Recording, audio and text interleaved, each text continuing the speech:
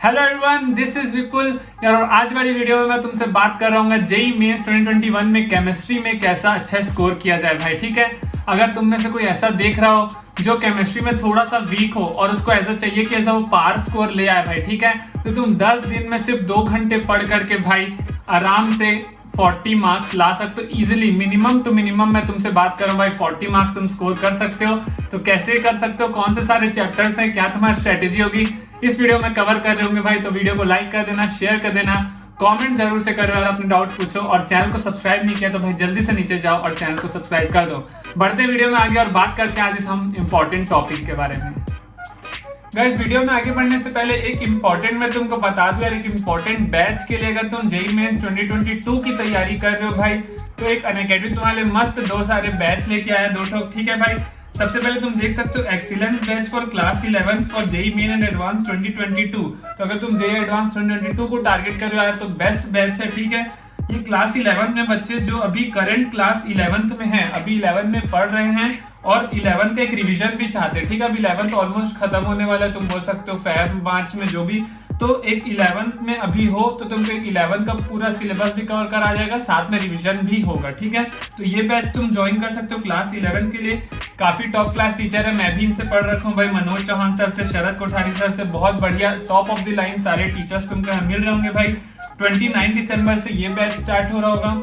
साथ के साथ भाई इसके बाद एज बैच भी है जो कि सेम जेईई मेन एडवांस 2022 के लिए। इसमें अभी जो करंट 11th के स्टूडेंट्स हैं, ठीक है, जो रिवीजन बैच चाहते हैं, ठीक है भाई, और उसके बाद 12th भी चाहते हैं, अर्ली 12th भी चाहते हैं, जो अर्ली 12th में है वो भी इसको कर सकते हैं। ठीक है, तो उनके लिए है वो एज बैच। सेम टीचर्स तुम्हारे Manoj Chauhan sir, Piyush Maheshwari sir, Vijay Jindal sir, NKC sir और Sharad Kothari sir. Sharad Kothari sir is my ideal. ठीक है, ये भी बैच 29 दिसंबर से स्टार्ट हो रहा होगा, तो दोनों 29 से स्टार्ट हो रहे और 11-12 दोनों के लिए एज और एक्सीलेंस अलग अलग बैच है, टीचर्स सेम है। तो एकदम टॉप क्लास यार इसमें पढ़ाई होने वाली है। अगर तुम जेईई मेंस एडवांस 2022 को टारगेट कर रहे हो, अंदर जाने के लिए यार तुमको सब्सक्रिप्शन लेना पड़ेगा। तो सब्सक्रिप्शन के लिए मैं तुमको बता दूं, तुम मेरा कोड यूज कर सकते हो, 1 मंथ, 3 मंथ, 6 मंथ, 12 मंथ, जैसे तुम चाहो तुम उसमें एनरोल हो सकते हो। इसके साथ तुमको एक प्रोमो कोड डालने से 10% डिस्काउंट मिलेगा।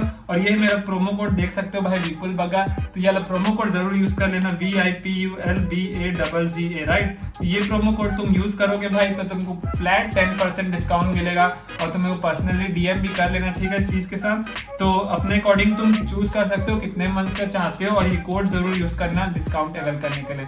तो 2022 वाले टारगेट कर रहे हो तो इसको चेकआउट कर लेना, लिंक डिस्क्रिप्शन में होगी, सो चेकआउट कर लेना। तो यार वीडियो में आगे बढ़ने से पहले एक इंपॉर्टेंट चीज, जो भी चाहते हो कि केमिस्ट्री तुम मेरे से पढ़ो यार, या मेरे थ्रू फ्री क्रैश कोर्स चाहते हो भाई, तो नीचे कमेंट करके बताओ। कम्युनिटी सेक्शन पे पोल भी रखा है भाई, तो तुम उस पर भी जाके वोट कर सकते हो। तो यार जेन्युइन अपना वोट बताओ कि तुम क्या चाहते हो, और जो जेन्युइनली हाँ कह रहा है सिर्फ वही यहाँ मेरे को हाँ कहना, मेरे को नहीं भी बोलोगे तो चल जाएगा। बट जिसको सच में जरूरत है तो मैं तुमको यार वो चीज दे सकता हूँ। और मैं ऐसा किस लिए बोल रहा हूँ भाई, अगर तुमको अपने जेईई मेंस का स्कोर बताऊं भाई, तो मेरा 154 के आसपास आया था। और भाई उसमें से मेजोरिटी सेक्शन जो मेरा नंबर आया था वो केमिस्ट्री का था, 74 या 75।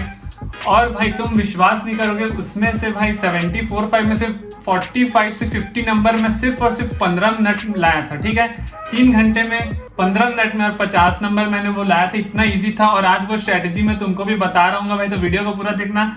तो चलो स्टार्ट करते हैं। मैं यहाँ पे चैप्टर्स का एक PDF बना के लाया हूँ, ठीक है। तो तुम इसमें से बताऊंगा मैं तुमको कि कितना करना है कि तुम इजी टू इजी, अगर तुम्हारा सबसे वीक केमिस्ट्री है भाई, तुम आराम से 40 मार्क्स ले आओगे आउट ऑफ 100, तो काफी डिसेंट स्कोर हो जाएगा भाई। ठीक है, तो चलो यार सबसे पहले डिस्कस कर रहे होंगे हम ऑर्गेनिक केमिस्ट्री को। तो ये है सबसे पहले ऑर्गेनिक केमिस्ट्री। ठीक है, पता है केमिस्ट्री ऑर्गेनिक, इनऑर्गेनिक और फिजिकल होती है। तो ऑर्गेनिक केमिस्ट्री हमको काफी ज्यादा लगता होगा भाई, हम कार्बन नाइट्रोजन के साथ जो खेलते रहते हैं, उनसे अलग अगर हम अपने बचपन में जाए तो हम सिर्फ भाई रटने का काम करते थे।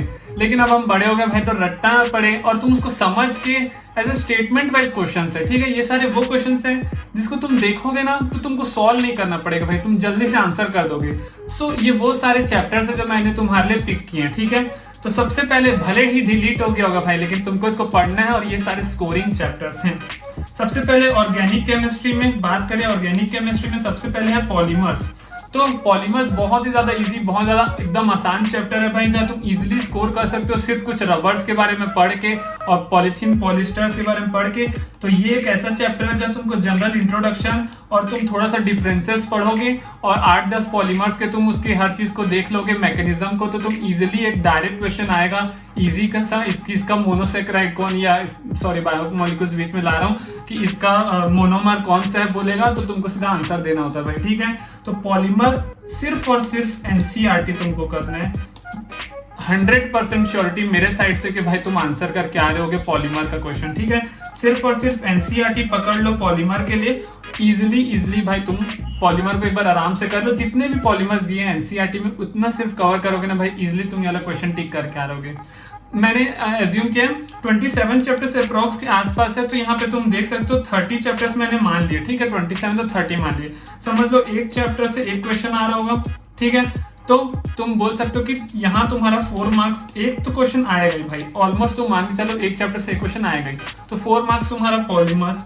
सेम बायोमोलिक्यूल्स में भाई तुमको प्रोटीन्स, विटामिन्स और न्यूक्लिक एसिड्स के बारे में पढ़ना है, बहुत इजी है, जितना वो डिफिकल्ट दिखते हैं ना भाई, जितने भी फिगर्स हैं एकदम ही ज्यादा इजी है। तो बायोमोलिक्यूल्स के लिए भी सिर्फ और सिर्फ एनसीईआरटी, ये सारे मैं वो चैप्टर्स भाई तुमको बता रहा हूँ जहाँ तुमको बिल्कुल भी कोई भी एक्स्ट्रा बुक्स को, एक्स्ट्रा किसी साइट्स को, एक्स्ट्रा नोट्स को पढ़ने की जरा भी जरूरत नहीं है। अगर एनसीईआरटी से बाहर आया तो भाई तुम मेरा नाम बदल देना और मेरे को देना भाई कमेंट में गाली, लेकिन एनसीईआरटी से बाहर नहीं आता है। मैं 2 बार पेपर दे चुका हूँ, मेरे को ये भी पता है, मैंने सारे पेपर देखे, एक भी ऐसा क्वेश्चन नहीं भाई पॉलीमर और बायोमोलिक्यूल्स का जो बिना एनसीईआरटी के तुम बना ना पाओ, ठीक है। तो एनसीईआरटी करो आराम से, मस्त ये दोनों क्वेश्चन लगेंगे।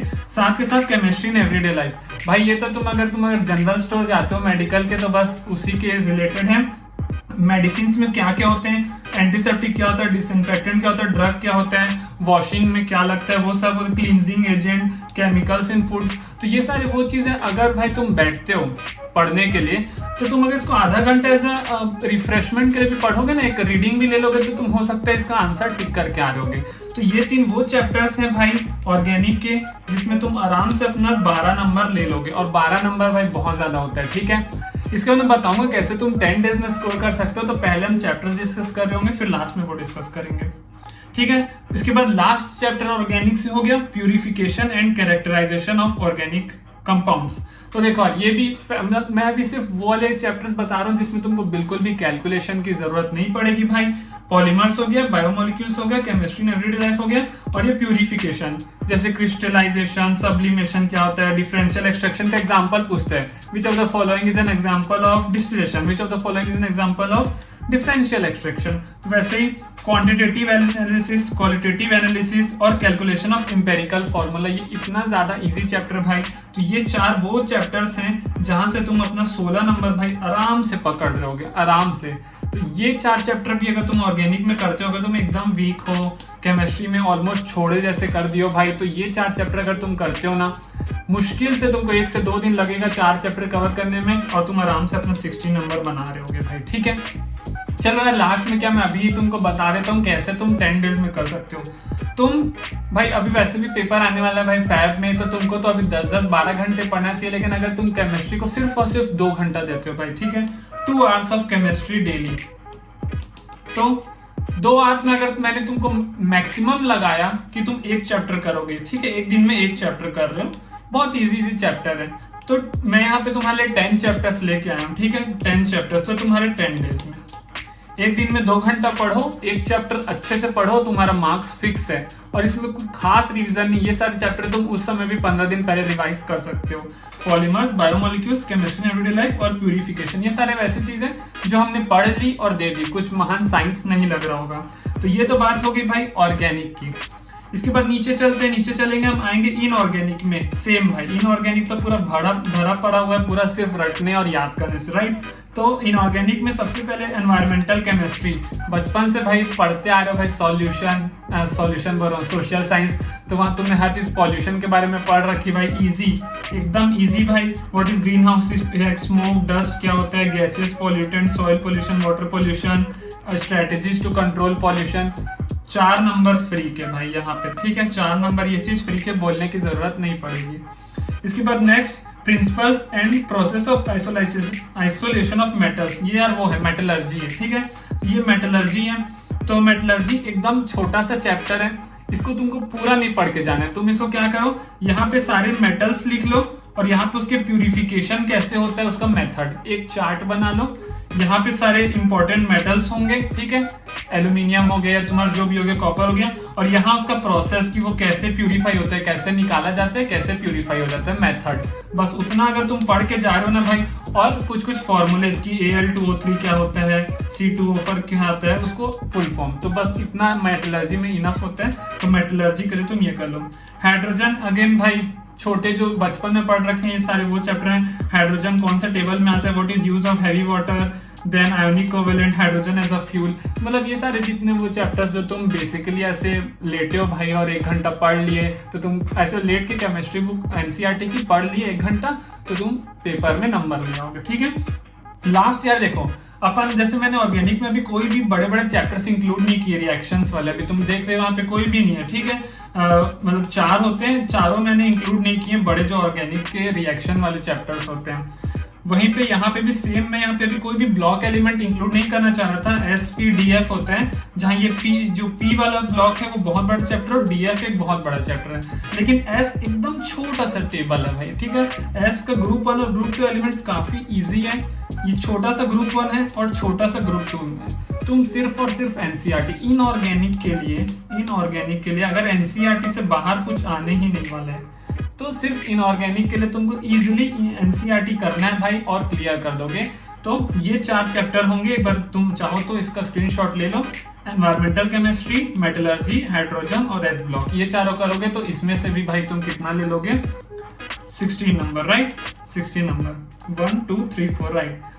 तो 16 32 मार्क्स भाई ऑलरेडी तुम्हारे आ चुके हैं। अब मैं सिर्फ 2 चैप्टर ले रहा हूँ यहाँ से, सिर्फ कहाँ से, फिजिकल से, बिकॉज फिजिकल ऐसा होता है कि तुमको हर कॉन्सेप्ट क्लियर होना चाहिए। हालांकि अगर तुम फिजिक्स मैथ्स में अच्छे हो तो फिजिकल में तुम बेसिकली अच्छे होगे, बिकॉज यहाँ कैलकुलेशन होता है। तो अगर तुम्हारा कॉन्सेप्ट अच्छा, बिकॉज यहाँ के तुमने हाँ पढ़ा था, अरे हाइड्रोजन एज ए फ्यूल में क्या क्या यूज होता है, तो तुम वहाँ लिख के आ जाओगे, ऑप्शन टिक कर दोगे। यहाँ तुमने पढ़ा था अरे एटमॉस्फेरिक पॉल्यूशन में इतना क्या pH होता है, वह तुम बता दोगे। यहाँ तुम प्यूरिफिकेशन में इसके लिए कौन सा यूज होता है तुम टिक कर दोगे। लेकिन फिजिकल में क्या होता है, तुमसे भाई न्यूमेरिकल क्वेश्चंस पूछे जाएंगे, ठीक है। इसलिए इसमें भी मैंने 2 चैप्टर्स ढूंढ के लाए जिसमें तुमको ज्यादा कॉन्सेप्ट मत समझना पड़े, जो बेसिक्स तुम पढ़ सको। सबसे पहले surface chemistry, what is absorption, catalysis और कोलाइडल स्टेट, कौन सा, ये सारा लिक्विड के ऊपर है भाई, ठीक है, पूरा लिक्विड के ऊपर है कि उनका क्या क्या प्रॉपर्टीज होती है, गैस को गैस में डालेंगे क्या बनेगा, सॉलिड को गैस में डालेंगे क्या बनेगा, तो ये सारे एकदम इजी। टू सॉल्यूशन क्या होता है, प्रिपरेशन कैसे होता है, और छोटे छोटे टर्म्स है, ब्राउनियन मूवमेंट, टिंडल इफेक्ट, इनके डेफिनेशंस बस तुमको पता होने चाहिए। तो ये एक ऐसा चैप्टर है।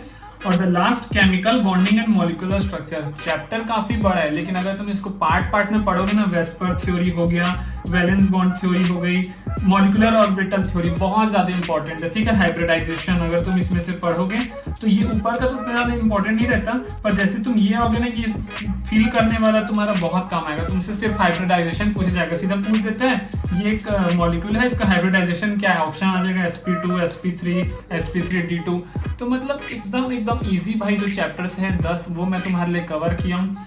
2 आवर्स में तुम एक चैप्टर करो आज, और एकदम डेडिकेटेड करो भाई, टाइम पास जैसे नहीं। अगर तुम आज बैठे हो, ठीक है, 6 बजे बैठ रहे हो तो 8 बजे तक एकदम डट के सिर्फ एनसीईआरटी, मैं जितना भी बता रहा हूँ उसमें एनसीईआरटी से बाहर कुछ भी नहीं बोल रहा हूँ। चैप्टर पकड़ो, 2 घंटे का टारगेट रखो, 1 आवर 45 मिनट में करो, और 15 मिनट का एक रिवीजन लो, खत्म। और कभी भी उसको सुबह उठ के एक बार कभी भी रिवाइज कर लिए। तो ये सारे वो ऐसे 10 चैप्टर हैं जो तुम 10 दिन में एक एक करोगे ना भाई, तो तुम अगर केमिस्ट्री में 10-15 स्कोर करते करते तुम 40 मार्क्स तक का टारगेट अचीव कर लोगे। अब 40 मार्क्स कितने में से, 100 में से। अब भाई तुम केमिस्ट्री में अगर वीक थे तो तुम अगर ऑलरेडी ला रहे हो 50-60 ला रहे हो, ठीक है, बाकी में तो तुम्हारा ऑलरेडी 140 to 150 मार्क्स आ गया, तो भाई तुम्हारा सिलेक्शन इजी हो जाएगा। मेरी क्या गलती थी भाई, मेरा केमिस्ट्री स्ट्रॉन्ग था, मैंने केमिस्ट्री में लाया 74-75, देन मैंने मैथ्स में भी लाया 40-45 ऐसे कुछ, पर मेरा फिजिक्स इतना वीक था कि मैं उसमें 15-20 नंबर लाया। अगर मेरा फिजिक्स में भी भाई अगर 40-45 मार्क्स भी आ जाता ना, तो आज काफी ज्यादा आगे होता। इसलिए जो अपना वीक सब्जेक्ट है उसके इतने चैप्टर्स कर लो कि तुम मिनिमम इन्हें 40 मार्क्स ले आओगे तो तुम्हारा बहुत ही ज्यादा मस्त हो जाएगा भाई, ठीक है। तो ये सारे 10 चैप्टर्स तुम कवर करो, मैं तुमको सही में सजेस्ट कर रहा हूँ। सिर्फ और सिर्फ एनसीईआरटी लाइन वाइज पढ़ोगे, हर चीज क्लियर होते जाएगा, किसी भी वीडियो देखने की जरूरत नहीं, कुछ भी नहीं है। और ये सारे वो चैप्टर्स है जो मिनिमम तुम कवर करोगे तो तुम्हारा एक अच्छा डिसेंट स्कोर केमिस्ट्री में बन रहा होगा, ठीक है। इसके बाद जो भी केमिस्ट्री में के लिए पढ़ना चाहते हो भाई एक बार नीचे कमेंट में बताओ और कमेंट सेक्शन में पोल में भी आंसर कर देना। पसंद आई हो वीडियो तो लाइक करना। ऐसे और एक वीडियो लेने वाला हूं मैं जिसमें तुम कैसे बैलेंस करोगे कि तुम 180 प्लस ला सकते हो, ठीक है। और वो इजी होगा। 180 प्लस में तुम्हारी 99 परसेंटाइल प्लस आ रही होती है भाई, तो 300 में से 180 प्लस लाओगे तुम्हारी 99 परसेंटाइल आ रही होती है। तो तुम कैसे मैनेज करोगे सब्जेक्ट बाय सब्जेक्ट, उसके ऊपर भी वीडियो आएगी। और तुम्हारा कुछ भी डिमांड है भाई तो नीचे कॉमेंट सेक्शन में बता दो, उसके ऊपर भी वीडियो आ जाएगी। इसको सच में मैंने खुद फॉलो किया, मैं कैसे पढ़ता था।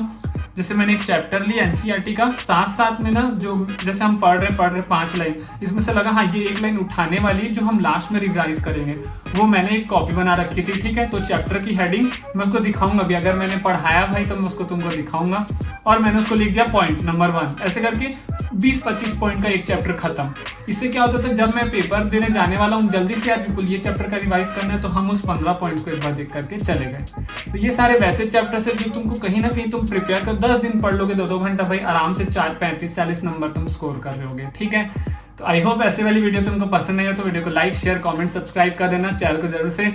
मिलते होंगे बहुत जल्दी तुमसे नेक्स्ट वीडियो में। So till then good bye.